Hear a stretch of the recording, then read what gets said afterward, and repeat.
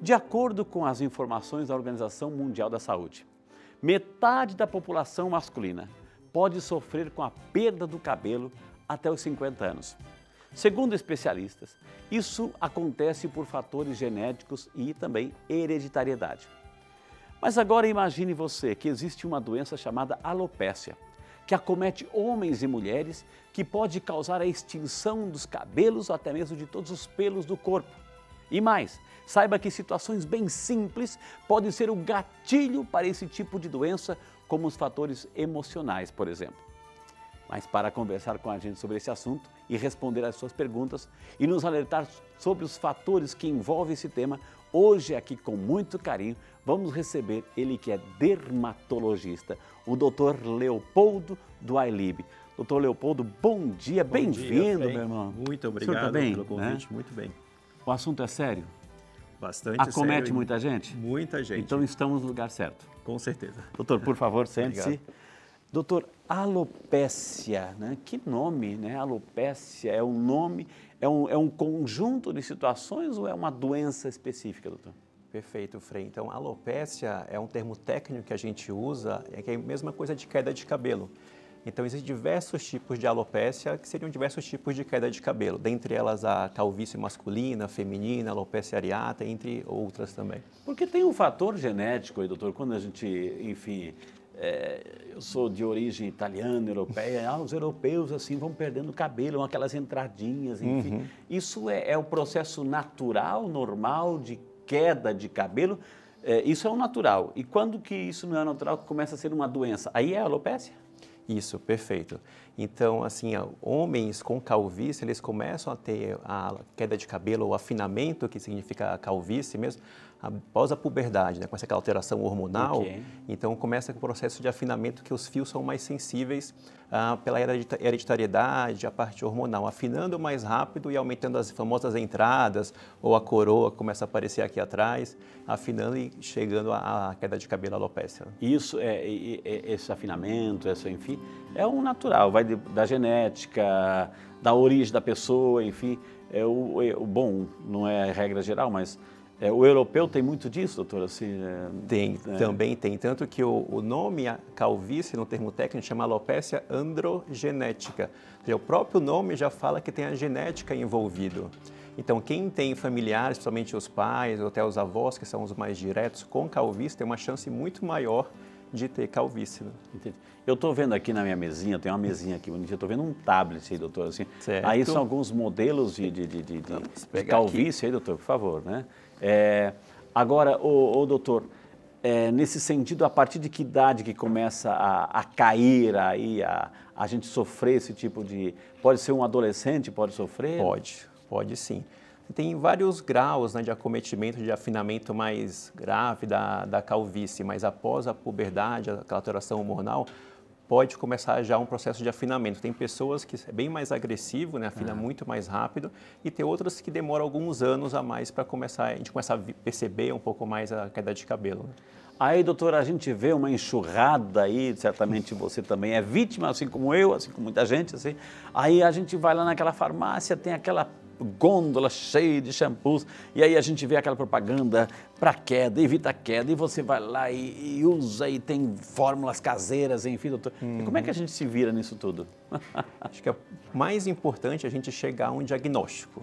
Né? Que é o tipo de queda que a pessoa tem mesmo, né? Se é uma calvície, se é uma alopécia areata, e para a gente saber mesmo, precisa fazer um exame no consultório para diagnosticar. E a partir disso indicar a medicação ou a loção correta para melhorar e parar aquele processo da queda de cabelo. Ok, aí o senhor tem imagens aí para mostrar para quem está em casa, doutor? Então aqui é um gráfico bem interessante que mostra são três linhas, né? Cada linha dessa mostra o tipo de calvície masculina, aqui a calvície feminina, e aqui o que acontece nas duas com os fiozinhos. Aqui a gente vê os fios bem próximos e com o tempo ele vai afinando e diminuindo a quantidade. Então isso é que acontece na calvície, tanto na masculina quanto na feminina. Entendi. A diferença entre as duas é a maneira como a gente olha, a maneira como a gente percebe nas pessoas. Por exemplo, o homem, aqui no gráfico bem interessante, mostrando que começa nas entradas. as entradas, e com o tempo ela vai avançando e até acometer toda essa região aqui do topo. Isso já é doença ou é um processo natural de perda de cabelo? Já é uma doença? Calvície seria como um processo diferente. Assim, Ok. quem não tem calvície não chega a esse afinamento, não tem entradas, né? Então, assim, a gente consegue evitar esse processo de afinamento, do aumento das entradas, da cura com os medicamentos. Tem como, é um processo inevitável, tem como retardar essa queda, doutor? Tem. Nós temos diversas opções de tratamento, desde o uso de loções, de comprimidos, e até, se precisar, também fazer o transplante de cabelo. Seria uma outra opção que faz parte do complemento do tratamento, né? Agora, doutor, o fato de, quando a gente fala assim que a alopécia é uma doença, eu ouvi falar que é uma doença autoimune, né? É uma doença autoimune? A alopécia androgenética ou a calvície, ela não é autoimune. Ok. O que é autoimune é a alopécia areata, tá? Ou seja, tem um processo de inflamação, umas célulazinhas que vão lá no fio, no folículo e destroem aqueles fios, tá? Então, por algum motivo que a gente desconhece ainda, gera um processo inflamatório que vão atacar aqueles fios na alopécia areata. Entendi. Então, pode acometer desde pequenas áreas redondinhas no couro cabeludo, sobrancelhas ou na barba ou qualquer parte do corpo, até diversas áreas redondinhas, até o corpo inteiro, né? Pode Bem acontecer, extenso. doutor, assim que de repente a pessoa está tomando banho, vai segurar o cabelo e arranca um tufo assim? Ou isso não? Isso já é o extremo? Isso pode acontecer com algumas pessoas que têm uma vontade exacerbada de arrancar os fios. Né? É um desejo incontrolável. Aí já é um problema mais psicológico. Isso, psiquiátrico. perfeito. É um desejo incontrolável que ela não consegue se controlar e acaba puxando e arrancando os fiozinhos, que é o que a gente chama de tricotilomania. Ok. Doutor Leopoldo, aí a gente viu que é mais comum nos homens aparecer essas entradas, enfim. Mas parece que o senhor tem algumas fotos de mulheres. É mais Perfeito. raro aparecer nas mulheres, não é? É um pouquinho menos comum, mas para a gente ter uma ideia de números, os homens na idade dos 50 anos, de cada 2 homens, um vai ter calvície. Tá? De cada 2 homens? Cada 2 homens, um vai ter calvície aos 50 anos. E esse número tende a aumentar a partir do momento que vai para 60 anos, 60% dos homens têm algum grau de calvície. Aos 70 anos, 70% dos homens têm algum grau de calvície. Ok. Já nas mulheres, no geral, 40% tem uma chance de ter calvície. Então, é um pouco menos comum, mas também é bastante frequente nas mulheres. E aí o senhor tem algumas fotos assim, Isso. dos homens, aquelas entradinhas, e as mulheres? Perfeito. Então, as mulheres, ela não apresenta essas entradas. Ela mantém o cabelo aqui na frente e o cabelo começa a afinar nessa região aqui do meio. Então, a gente consegue ver ao longo das imagens que o cabelo vai afinando e ficando bem mais ralinho aqui no meio. Na repartição aí, né, doutor? Isso, perfeito. E esse aqui seria o padrão de calvície feminino, que é diferente das entradas, que seria a calvície masculina. Por que nos homens aí, doutor, aparece sim, principalmente assim nessa corola que a gente tem aqui, né, na tonsura que a gente fala, a tonsura franciscana aí?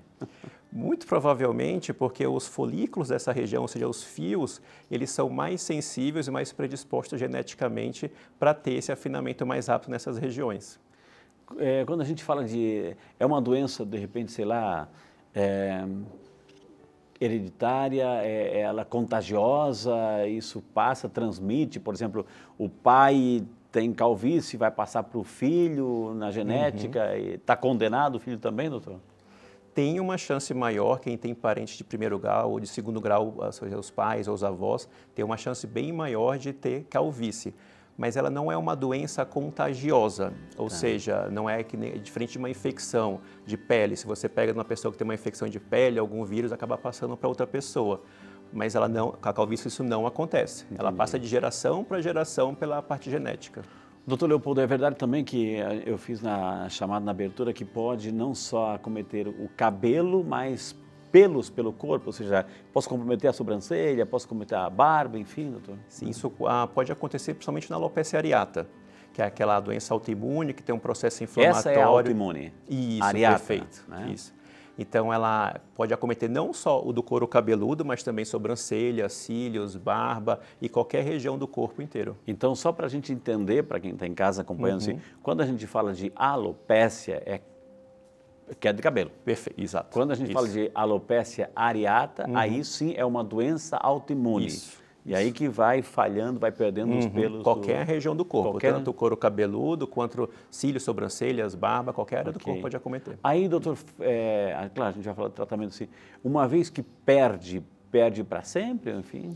Depende do tipo de queda de cabelo. Por exemplo, na calvície, que a gente tem esse esquema tanto do homem quanto da mulher, se a gente conseguir introduzir o tratamento logo no começo, a gente consegue pelo menos estabilizar esse afinamento mais rápido. Quando é esse começo, doutor? Aí vai de pessoa para pessoa. Em geral, entre os 15 e 20 anos já começa esse afinamento dos fios. Aí tem pessoas que é um pouco mais agressivo, que a gente é bem mais galopante, e outras pessoas, depois dos 30, 40, que a gente começa a perceber um pouco mais. Mas quanto antes a pessoa perceber e procurar uma ajuda do médico para fazer o diagnóstico correto, e a gente conseguir começar o medicamento, a gente consegue estabilizar essa queda de cabelo. A gente sabe, falando de alopecia e queda de cabelo, tem muitos assim, rapazes, enfim, que até se acostumam com isso, estão lá nos seus 25, 30 anos, enfim, já começam a perceber essas entradas e aí praticamente raspam o cabelo inteiro e convivem com isso. Outros não, para outros é uma tortura, né? Sim. Ou seja, uma pessoa que está lá com seus 45, 50 anos, tem solução? A única solução agora para você é o transplante, mas não dá mais porque você não tem mais uma região doadora. E aí? Né? Assim, criar novos fios a gente ainda não consegue. Tem bastante pesquisa em desenvolvimento no Japão, na Europa, sobre células-tronco. A gente consegue, provavelmente, no futuro breve, multiplicar novos fios. Mas, por enquanto, a gente consegue estabilizar a queda e redistribuir os fios com um transplante capilar. Então, o que a gente consegue com o transplante? É tirar de um local e colocar no outro, ou seja, uma redistribuição dos fios. Se a pessoa tem uma área muito grande que já calva e uma pequena área doadora, a gente consegue algumas alternativas como o quê? Tirar os fios da barba ou até do próprio corpo. Okay, para transplantar. Isso, perfeito. Agora, para segurar o avanço, aí seriam as medicações. Então, assim, o transplante, ele não é uma solução única. Ele precisa do complemento das medicações também. Eu vou citar alguns medicamentos aqui, doutor, claro, para o senhor esclarecer para quem está em casa, assim, porque a gente vê alguns jovens, assim, moços, porque estão percebendo, como eu disse, aquelas entradas, né, naquela região da tonsura aqui em cima, que estão perdendo o cabelo. Assim. Aí escutam do vizinho, escutam daquele outro, ó, vai na farmácia e tem aqueles, às vezes é manipulado, enfim, você pega lá e manda comprar aquele loçãozinho de spray e tem tantas cápsulas que a mídia joga em cima, tem um famoso minoxidil, etc. Eu gostaria de uma orientação de quem entende daí, doutor.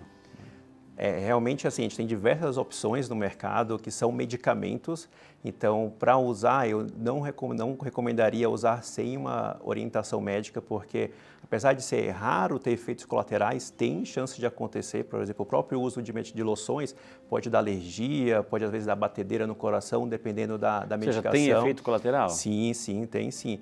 Então, assim, tem que ser feita uma anamnese, ou seja, uma avaliação do paciente, ver se ele tem outras alterações para ver se ele pode usar ou se não pode usar. Mas, estando tranquilo, a gente consegue essas medicações. São loções, uma delas é o minoxidil mesmo, a gente consegue engrossar os fios com essa medicação. E tem outras também, comprimidos, que a gente consegue potencializar mais ainda o tratamento da calvície, como a famosa finasterida. O que é essa finasterida? Também é um medicamento? É um medicamento comprimido que toma todos os dias e ele vai fazer o quê? Ele vai evitar que esse fio afine mais rápido e até engrossar um pouco mais os fios. Tá? Agora, problemas assim no couro cabeludo, doutor, a pessoa assim, tem caspa, tem isso, aquilo, tem, sei lá, problemas assim que começam a surgir, um trauma, um estresse, uma situação, isso também provoca queda e vai aumentando a região, doutor? É interessante que a oleosidade, a princípio, se ela for leve, ela não vai causar uma queda de cabelo. Mas se ela chega num ponto que causa uma caspa, fica vermelho, o couro cabeludo fica bastante descamando, com bastante caspa mesmo, essa inflamação pode gerar uma queda de cabelo, mas seria temporário. Aí a gente consegue controlar com shampoos mais fortes, que a gente chama de shampoo remédios, ou mesmo com loções, como com corticoide tópico, outros medicamentos para controlar essa oleosidade. Mas agora vamos dar continuidade ao nosso bate-papo aqui com o Dr. Leopoldo, ele que é o nosso médico dermatologista, falando tudo sobre alopécia, né? Doutor, aí a gente vê que muitas vezes a gente vai Shampoos, tem uma oferta enorme de queda de cabelo, certamente assim, eu falei de algumas noções assim, mas shampoos, eu tenho que comprar qualquer um, eu vou pelo preço, eu vou pela função, eles realmente cumprem o que prometem? É uma pergunta bem interessante, Frei. O shampoo, assim, um dos grandes mitos é principalmente em relação à frequência da lavagem do couro cabeludo. Muitas pessoas têm medo de lavar o couro cabeludo todos os dias porque vai achar que vai cair mais o cabelo, mas na verdade não é bem assim. Você pode lavar o cabelo todos os dias se você precisar, dependendo da sua oleosidade. Tá? E aí vem o shampoo. Quem tem o cabelo mais oleoso, talvez precise de um shampoo para anti-caspa, porque ele tira mais oleosidade. Quem não tem um cabelo tão oleoso, pode usar um shampoo para cabelos normais. Então a gente pode usar o shampoo do supermercado, da drogaria, não precisa comprar um shampoo muito caro para a gente fazer uma limpeza do couro cabeludo. Tá, e aí, doutor, junto com o shampoo vem outros agregados, assim, o shampoo, aí vem o condicionador, aí depois do condicionador aí tem o outro, né, o enxaguante, sei lá, certo? Aí basta com um ou tenho que fazer a limpeza completa? Em geral, qual seria a rotina ideal do cuidado com os cabelos durante o período de uma semana? A frequência da lavagem, se é diária ou dia sim, dia não, vai depender da oleosidade do couro cabeludo, tá? Então, a gente sempre vai usar um shampoo, depois passar o condicionador, tá? E uma vez por semana, é interessante usar uma máscara para hidratar bem os fios. Então, a rotina seria essa durante uma semana. Todos os dias, ou dia sim, dia não, lavar o couro cabeludo e o cabelo com shampoo. Que hora é melhor horário? É independente. Independente. Aí depende da rotina da pessoa. Quanto adaptar melhor, fica melhor ainda para cada um. Tem gente assim que, eu não vou lavar, lava de 2 em 2 dias, 3 em 3 dias. Isso prejudica, depois cria algum tipo de, sei lá, de...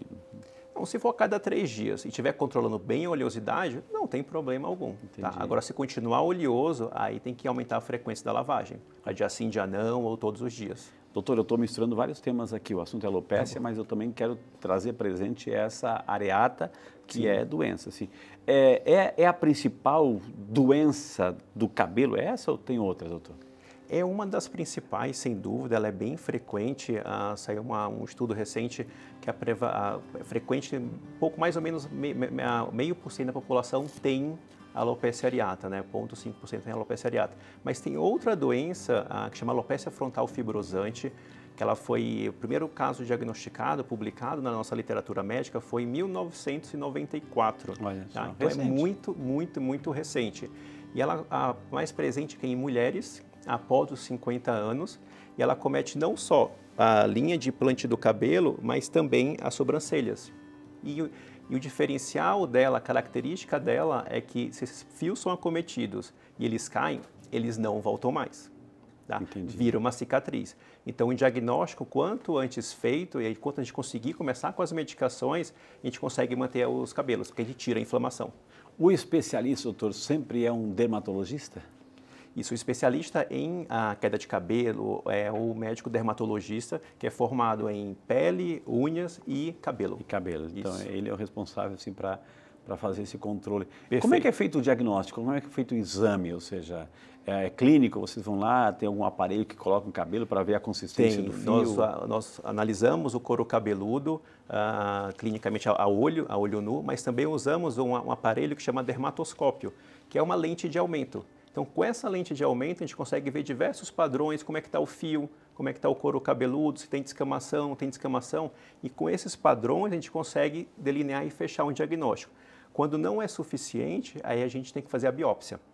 Seria o quê? Tirar um pedacinho de pele e mandar para o médico patologista analisar o tipo de inflamação, como é que está a pele, e com isso a gente consegue fechar o diagnóstico. Um dos tratamentos, doutor, assim, o senhor falou que tem loções, tem remédios, medicamentos, enfim, que é o transplante, né? Mas tem um momento que o transplante também não ajuda mais, não faz mais o efeito, porque já perdeu muita área na cabeça.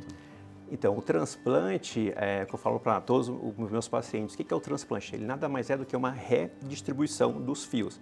Eu tiro os fios da parte de trás e coloco na parte da frente da cabeça. Tá? Daqui de trás e jogo para frente. Ou seja, eu não estou multiplicando os fios. Entendi. Então, a ideia é o quê? Eu tenho que ter uma área pequena, que eu vou colocar os fios, e com uma grande área doadora, porque eu posso tirar bastante fios. Agora, se a área é muito grande, que eu preciso doar, e a área que eu vou tirar os fios é muito pequena, aí a gente fica um pouco limitado. Aí a gente tem que lançar mão do que? De tirar cabelos de outras áreas, da barba ou até do tórax. Ou seja, antigamente só preconizava que era só dessa região, porque essa região quase não cai, né? A gente vê essa pessoa, na foto que o senhor mostrou, essa região permanece, é porque é uma região privilegiada? É privilegiada, é isso mesmo. Essa parte daqui de cima, ela tem um maior número, ela é mais sensível à parte hormonal e à parte genética, levando ao afinamento dos fios. E essa parte aqui do lado, que é a região polpada, ela é menos sensível a esse processo de afinamento. Então, quando a gente planeja o transplante, a gente planeja tirar daqui de trás. Eu queria convidar o Santo Povo de Deus para participar do nosso bate-papo aqui, com as perguntas que estão chegando aqui. Vamos lá. Tudo bem, meu nome é Marcelo Santos Vidal, tenho 47 anos e sou residente lá de Curitiba, Paraná. A minha pergunta é, estresse causa alopecia? Então, alopecia ou alopécia, né? O nosso amigo Marcelo aí, doutor. Olá, Marcelo. Então, o estresse, ele pode causar uma queda de cabelo, mas uma queda de cabelo temporária, que é o que a gente chama de eflúvio telógeno. E, em geral, não é o estresse do dia a dia, são estresses bem importantes que acontecem na nossa vida. Por exemplo, quando a gente perde algum ente querido, ou a gente termina um relacionamento, ou coisas bem assim que fogem da nossa curva do dia a dia. Então, esse estresse importante, realmente, ele pode levar a uma queda de cabelo, mas é uma queda de cabelo temporária. Ela tem começo, meio e fim. O Marcelo estava de boné, aí vem aqueles estigmas, assim, doutor, mas a pessoa que usa muito boné fica abafado, então ali pode provocar queda. É mito? Essa é uma excelente pergunta, Frei. Realmente é um dos mitos que a gente tem em relação à queda de cabelo. O boné ele não vai causar a queda de cabelo, a não ser que a pessoa fique com um boné 24 horas por dia, fique abafada, aí aumenta a oleosidade, inflamação, causa a queda. Mas, no geral, o uso espontâneo no dia a dia não tem problema algum, não. Agora, eu sei que o senhor é dermatologista, não é oncologista. Perfeito. Ok. Mas, assim, eu tenho que fazer uma pergunta em relação a um problema que é o câncer. Por que geralmente, doutor, assim, a pessoa assim, fala que está com câncer, fazendo tratamento de câncer, vai perder cabelo, né? Porque é uma região sensível, muito vascularizada e ali o medicamento, a quimioterapia vai lá e incidir? Explica para nós. Um dos tratamentos por câncer, na parte da oncologia, é o uso de quimioterapia. São medicações bem fortes e ela acaba agindo naquelas células que estão se multiplicando muito rápido, como a célula que causa o câncer. Outra célula que se multiplica muito rápido é a célula do fio. Então, acaba atingindo também as células do fio e fazendo com que ele caia. Mas, no geral, após o processo de quimioterapia, esse cabelo volta a crescer. Tá? E o ideal é que a gente até comece um tratamento antes do processo de quimioterapia e durante também para fortalecer esses fios e prevenir uma possível queda temporária, permanente. Doutor, além do Povo Pergunta, também nós temos nossas redes sociais. A Marta Regina, bom dia Marta, que Deus te abençoe, ela que é de São Bernardo. Minha filha teve alopecia areata quando tinha 9 anos. Olha, fiz um tratamento nela com o dermatologista, hoje ela está com 12 e era louca para relaxar os cabelos, mas tenho muito medo de colocar química nos cabelos dela. Minha pergunta é, ela pode fazer alguma química nos cabelos? Ela que teve alopecia aos 9 anos, doutor? Olá, Marta. A alopecia areata, como a gente comentou um pouco antes, ela tem uma inflamação ali na raiz, na parte de baixo, onde tem a raiz do fio, embaixo da pele. O relaxamento, esses procedimentos químicos, eles são feitos no fio, acima da pele do couro cabeludo. Então, a princípio, não teria tanta correlação. Mas a gente tem que ter um pouco de cuidado com esses procedimentos, Frei. Por exemplo, o formol, ele é banido, não pode ser usado para fazer o relaxamento, no caso. Então, assim, na minha opinião, não seria tão interessante fazer esses procedimentos, porque eles agridem o fio e também pode causar consequências mais graves, principalmente para quem está fazendo o procedimento na pessoa. Né? Doutor, o Gustavo Rocha, de São Paulo, capital, bom dia, Gustavo, obrigado pela participação.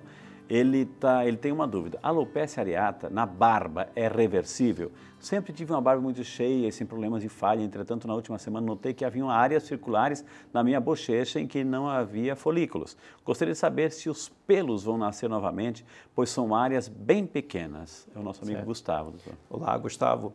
Então, a alopecia areata, ela pode acometer não só o couro cabeludo, mas qualquer área do corpo, como a barba no seu caso. E o tratamento a gente pode fazer com loções ou com infiltrações de medicação. E na grande maioria dos casos a gente consegue recuperar esses fios porque a gente tira a inflamação e eles voltam a crescer. Doutor, assim, a gente sabe que muitas vezes a barba é moda, etc, e muita gente gosta, assim, mas tem aquelas barbas que tem aquelas falhas, né? A pergunta é, por exemplo, assim como o senhor falou que se pode tirar da barba implantando couro cabeludo, o contrário também se pode, ou seja, eu posso tirar do couro cabeludo e colocar na barba, não? Pode também. Então, a primeira coisa que a gente tem que descartar é se a falha na barba é, por exemplo, uma causa de alopecia areata. Se não for, a gente pode tentar ou uma medicação ou até o transplante de cabelo, que no caso para a barba. Para a barba. Aí a gente tem opções. Tirar da própria barba, às vezes tem mais densidade aqui embaixo e jogar para cima.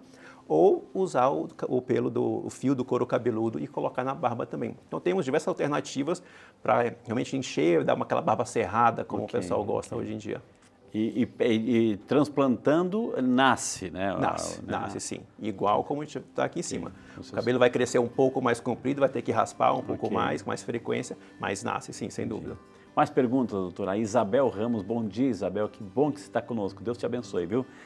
Estou com uma queda de cabelo concentrada e de forma circular na parte de trás da cabeça. Começou de forma pequena, porém cresceu um pouco. O que poderia ser, nossa amiga Isabel de Lorena, doutor? Bom dia, Isabel. Então, uma das causas dessas áreas redondas na parte de trás é a própria alopecia areata. Tá? Mas para a gente chegar no diagnóstico, tem que fazer aquele exame, examinar com o olho nu, depois usar aquele dermatoscópio, é aquela lente de aumento que a gente vê diversos padrões, chegando no diagnóstico certinho. Percebeu alguma coisa que está perdendo, vai no banheiro, está vendo, olha, tem fio. A gente perde muitos fios num banho, né, doutor? Perdemos. Nós temos uma queda natural dos fios, né? Que o cabelo ele cresce, entra em repouso, depois ele cai e volta a crescer naturalmente. Então, o número exato, cada pessoa tem o seu número, pode ser 50, 100 fios. Mas a questão é o quê? Se você mantém o seu padrão, aquela quantidade rotineira de queda diária no banheiro, não tem problema nenhum. O problema é quando essa queda sobe muito acima do seu padrão. Aí procure um dermatologista, marque uma consulta para ver isso, né? Porque pode ser uma alopecia areata. Aliás, doutor, antes de fazer a fala, é verdade que quando você tem uma alopecia areata, que cai o cabelo ali naquela região, quando volta, ele pode voltar branco? Pode. Que uma das teorias da causa da alopecia areata é que o gatilho, ou seja, o que chama a atenção da inflamação, são as células que produzem o pigmento do fio.